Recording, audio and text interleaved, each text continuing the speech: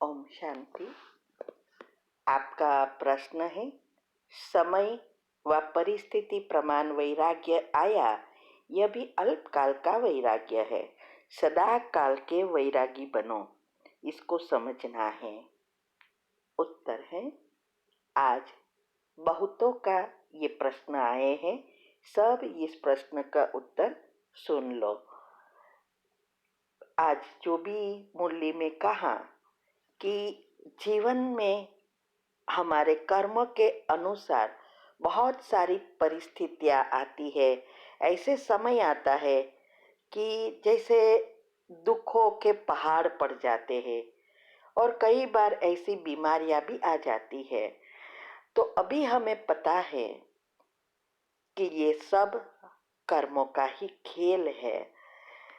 तो जब ऐसी परिस्थिति या ऐसा समय आता है, तब हमें इस संसार से वैराग्य आ जाता है और बाबा के ज्ञान में या योग में हम पीछे पड़ जाते हैं और ये जीवन से भी कभी कभी नफरत आ जाती है। लेकिन ये एक टेम्पररी वैराग्य आ जाता है, जैसे उसको स्मशानी वैराग्य भी कहते हैं। जैसे किसी की मृत्यु होती है और हम वहां जाते हैं, तो उस समय सबके मन में एक ही संकल्प चलता है और सब एक ही बात का डिस्कशन करते हैं, क्या लेकर आए थे, क्या लेकर गए। ये सब विनाशी चीजें तो यहाँ ही छोड़नी है, ऐसे सबके मन में संकल्प चलते हैं। नजदीक वाली आत्माएं जो है, जिसके घर में ये मृत्यु हुई है, वो भी थोड़ा दिन ऐसा सोचते हैं और धीरे धीरे धीरे फिर गतिविधि में आ जाते हैं। तो ये सब भूल जाते हैं कि क्या लेकर आए थे, क्या लेकर जाना है, ये सब कर यहाँ ही छोड़ना है, ये बात ही भूल जाते हैं और जैसे थे वैसे बन जाते हैं। तो ऐसा ही हमारे साथ भी होता है। हम पुरुषार्थ कर रहे हैं। पुरुषार्थ का अर्थ ही यह है, पुरुष मना आत्मा। आत्मा के अर्थ कर्म करना है, अर्थात एक एक कर्म पर ध्यान देना है। तो और ये जब हम इस कर्म पर ध्यान देना शुरू करते हैं, तो बहुत सारे पिछले कर्म भी जो कड़े हैं वो पेपर के रूप में आते हैं। लेकिन जब हद तक हमारी अवस्था नहीं बनी है, पॉजिटिविटी नहीं है, योग लगाना सीखे नहीं है, तो उस परिस्थिति में हम कभी कभी हिल जाते हैं और उस समय हम योग के पीछे पड़ते हैं। जैसी ही परिस्थिति अच्छी हो गई, जो चाहिए था वो मिल गया, तो फिर से हम अलबेले और आलस्य में आ जाते हैं और जैसे थे वैसे बनने लगते हैं। इसीलिए उसको अल्पकाल का वैराग्य कहते हैं। अभी हमें सदाकाल के वैरागी बनना है, अर्थात जीवन में संपूर्ण संतुष्टता लानी है। सबके साथ रहना है, सबके साथ हिसाब किताब भी चुकतू करना है, सब चीजों का उपयोग करना है, किसी भी चीज को छोड़ना नहीं है, लेकिन मन बुद्धि से सदा भूलना है। ये है सदा काल के वैरागी बनना। परिस्थिति आए तब ही नहीं, और ये जो है संपूर्ण संतुष्टता जीवन में लाना, इसके लिए हमने एक टॉपिक रखा है, क्या वैराग्य करना पड़ता है या हो जाता है।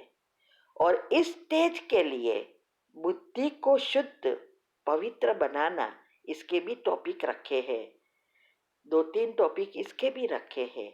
और योग की पहली अवस्था जितनी मजबूत होगी, उतने हम सदाकाल के वैरागी बनते जाएंगे, क्योंकि हमारी कुंडलिनी जब अनाहत चक्र तक पहुंचती है, प्रेम का गुण नेचुरल हो जाता है, तब हम बेहद के वैरागी या सदाकाल के वैरागी बन जाते हैं।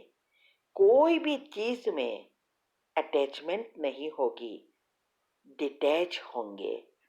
ये अवस्था ही बनाने में नंबर पड़ते हैं।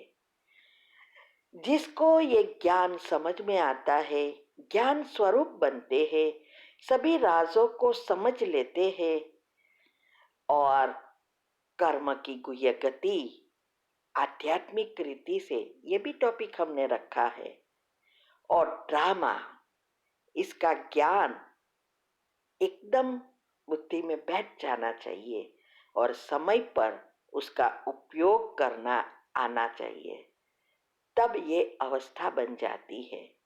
इसके लिए आप बहुत सारी बातें, ये सब चीजें यूट्यूब पर रखी है, गुह्य ते गुह्य राज रखे हैं।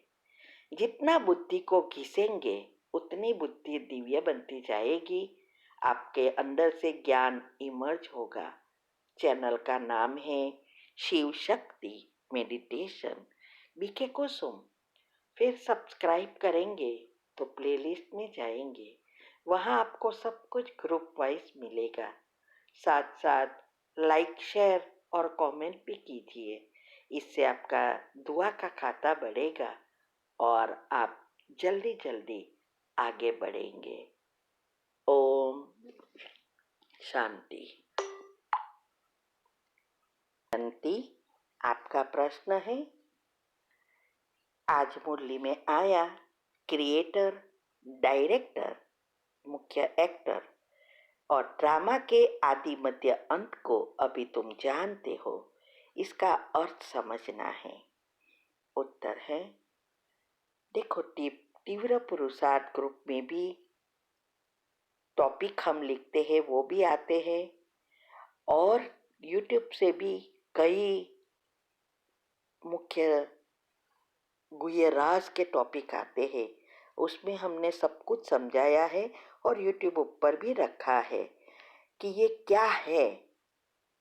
क्रिएटर का अर्थ ही यह है, शिव परमात्मा जिसने इस सृष्टि की रचना की, वही डायरेक्ट करता है श्रीमत द्वारा कि कैसे हमें कर्म करना चाहिए, कैसे हम आत्मा में शक्ति भर सकते हैं।